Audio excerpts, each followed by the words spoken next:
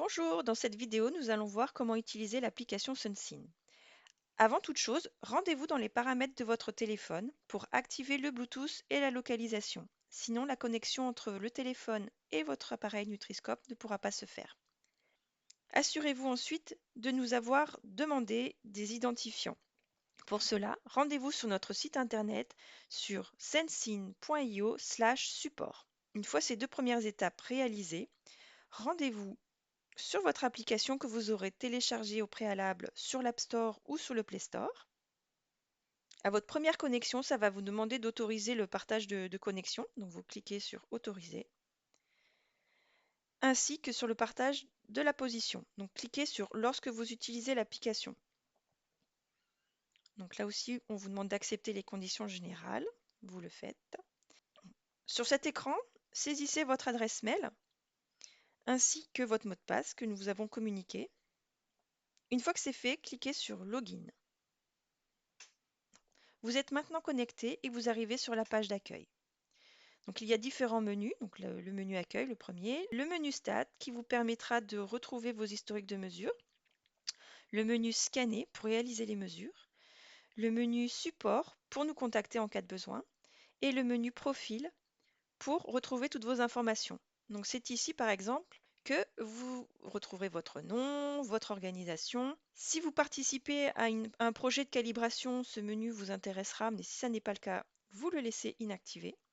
Si vous êtes plusieurs dans votre organisation à utiliser le Nutriscope, vous pouvez faire un filtre sur uniquement vos produits que vous aurez créés. Dans ce menu également, vous pourrez vérifier la version que vous utilisez. On vous le demandera certainement en cas de besoin. Et c'est ici aussi que vous pourrez vous déconnecter.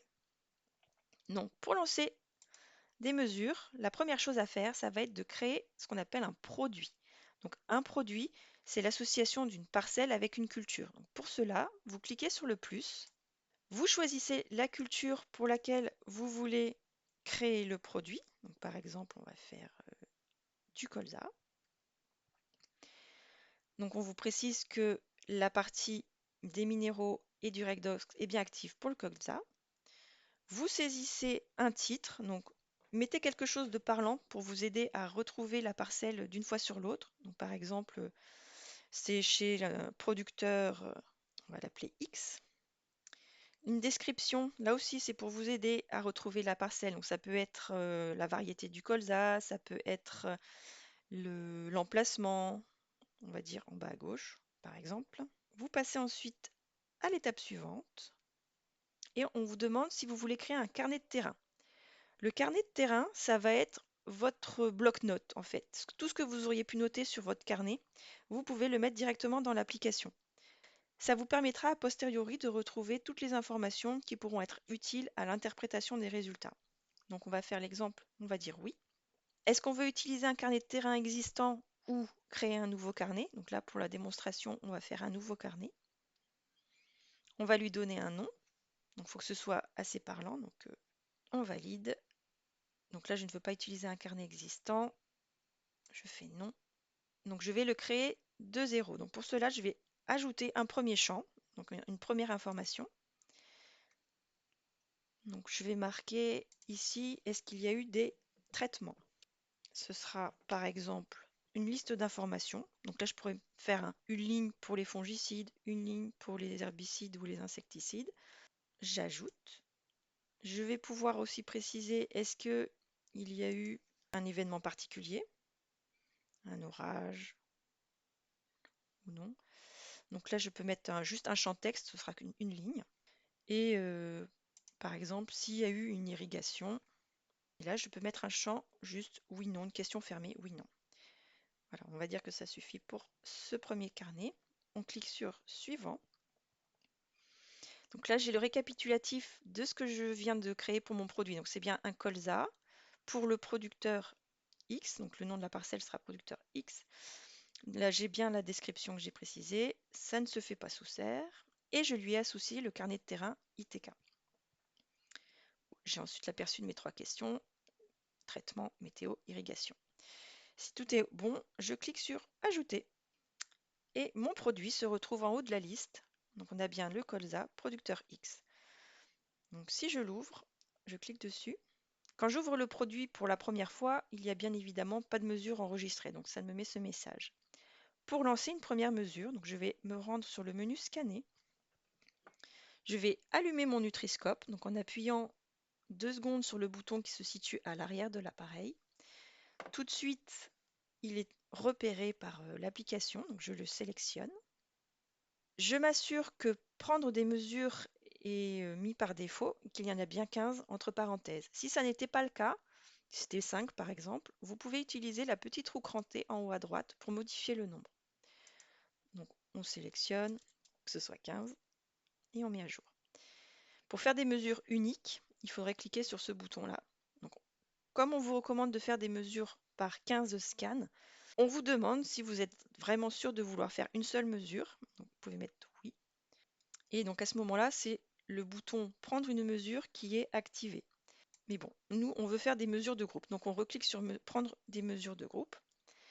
Ici, dans le champ tag, on peut mettre des informations qui seront utiles aussi à l'interprétation. Donc par exemple, ça peut être la variété ou le stade phénologique. Et je valide. Avant de lancer les mesures, je vais aller pincer la feuille. Donc il faut bien la sélectionner. Donc de manière générale, pour le colza, ça va être la dernière feuille entièrement déployée. Donc j'ouvre la pince, je fais en sorte d'éviter la nervure centrale. Je presse bien avec mon index sur le clapet pour éviter que de la lumière parasite entre dans la zone de mesure. Une fois que mon appareil est bien positionné, je peux lancer la mesure, la première. Ça prend 5 à 7 secondes. Une fois que le premier scan est réalisé, je passe au suivant. Donc, bien sûr, je me déplace dans la parcelle, je sélectionne une nouvelle feuille, je la pince et je lance le scan. Et on va faire cela jusqu'à la 15e feuille. Donc, le dernier scan se termine. Une fois la mesure terminée, vous avez les résultats qui s'affichent. Donc vous avez bien votre culture colza pour le produit producteur X. La mesure a été faite le 20 mai à 11h36 sur la localisation de Biot. Il faisait 21,8 degrés, 69% d'humidité et 1023 hectopascales. Le code scan est très important, c'est l'identifiant de la mesure. En cas de besoin, on peut vous le demander. Vous avez un bouton enregistrer ou supprimer. Donc à la fin de votre mesure, n'oubliez jamais d'enregistrer, sinon la mesure sera perdue. Mais avant cela, nous allons voir un petit peu les différents onglets. Donc le premier sera l'onglet minéraux. C'est là que vous allez retrouver tous les résultats pour les minéraux. Donc sur la gauche, vous êtes plutôt dans une situation de carence. Sur la droite, dans une situation d'excès.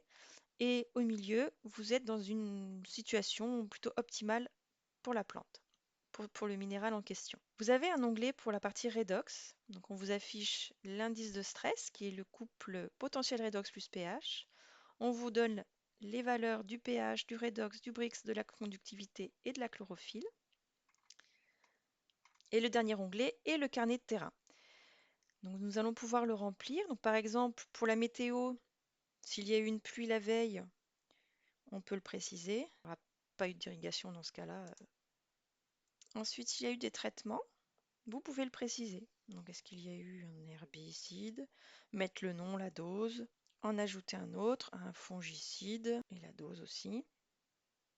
Et ainsi de suite. Une fois que vous avez tout renseigné, n'oubliez pas d'enregistrer votre mesure. Le scan est bien enregistré. Pour retrouver cette mesure, donc vous allez sur le menu accueil, vous rouvrez votre produit et maintenant, vous avez votre première mesure qui s'affiche. Pour la rouvrir, vous appuyez dessus et vous retrouvez toutes les informations sur les minéraux et le redox. Pour prendre une nouvelle mesure pour la même parcelle, il suffit de vous rendre dans le menu scanner et de lancer une nouvelle mesure. En cas de besoin, vous pouvez nous contacter via le menu support en précisant l'objet de votre demande et en étant le plus précis possible dans la description. Elle nous sera envoyée et nous vous y répondrons dans les plus brefs délais. Si l'on revient sur le menu accueil, au bout d'un moment, vous allez avoir beaucoup de produits. Donc pour vous aider dans la recherche de celui que vous voulez utiliser, vous avez la possibilité de trier vos produits par culture. Donc par exemple, je vais faire colza. Et donc là, j'aurai uniquement mes produits colza qui seront affichés. Vous avez également la possibilité de faire une recherche par mots-clés, par exemple le nom de la parcelle. Si moi, par exemple, je veux uniquement mes parcelles qui se situent à Biot, je tape Biot dans le champ de recherche et elles sont affichées. Et via ce petit bouton, vous avez la possibilité de modifier le produit. Donc ça va être au niveau du titre. Vous pouvez le compléter pour le rendre plus parlant. Vous pouvez changer la culture si vous n'avez pas encore réalisé de mesure. Si vous avez déjà fait des mesures, ça, vous ne pourrez plus le changer. Donc si je retourne sur ce petit menu, donc là aussi, si vous avez des parcelles que vous n'allez plus suivre, vous avez la possibilité d'archiver les produits qui leur correspondent. Donc si vous cliquez dessus, hop, il est parti dans les archives. Vous pouvez l'annuler. Et la dernière option est la suppression du produit. Donc attention, c'est définitif. Si vous supprimez le produit, nous ne pourrons pas récupérer les données. Pour éviter de passer par ce petit menu, vous avez également la possibilité de faire glisser le produit vers la gauche. Donc vous avez l'archivage et la suppression. Et pour voir les produits qui ont été archivés, donc vous pouvez retourner dans le petit menu là-haut et cocher afficher les produits archivés. Vous aurez ainsi la possibilité de les restaurer. Également, en les faisant glisser vers la gauche, vous avez la possibilité de restaurer un produit. Voilà, l'application Sensei n'a plus aucun secret pour vous. Bonne mesure!